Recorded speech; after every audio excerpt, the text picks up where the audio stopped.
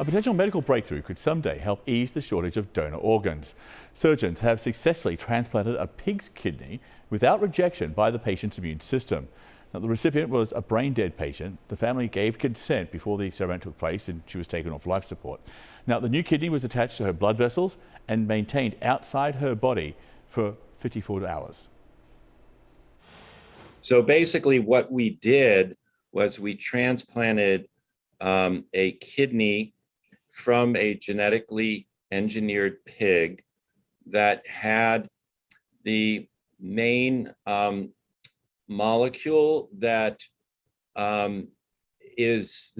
really defines the incompatibility of an organ, between a pig and a human, knocked out. Joining us now from Baltimore, Maryland, is Dr. Doris Segev, a transplant surgery professor at Johns Hopkins University. Dr. Segev was not involved in this research, but kidney transplants in particular are his specialties, one of his expertise. So thank you for being with us. Great, yeah, happy to chat about this really exciting discovery. It is a big day because this was clearly no ordinary pig's kidney. I want you to listen a little more from Dr. Robert Montgomery, the director of the Transplant Institute at NYU, which performed the operation. Here he is. When a pig organ has been, transplanted up the evolutionary scale, there's been this sort of immediate rejection of the organ within minutes to hours. And because of the revolution in genetic engineering of animals, we've got our first hope that we could get beyond that initial barrier.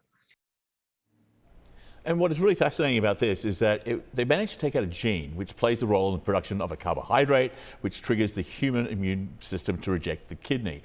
The ability to find that genetic off switch or take it out is incredible in itself because it meant the kidney could function.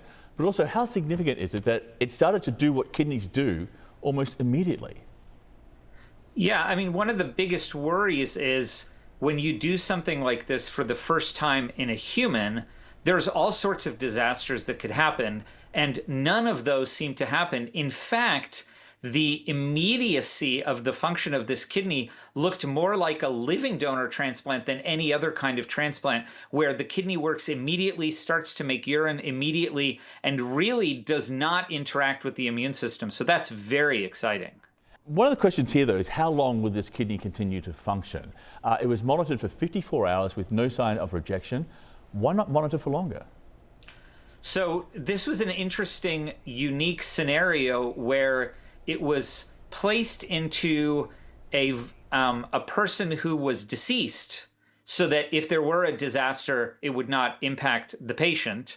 And so there was only a short window ethically, biologically, where they could monitor this kidney. Obviously, the next steps are to continue to do these kind of experiments and ultimately to put these into living people where you can obviously watch the organ for much longer.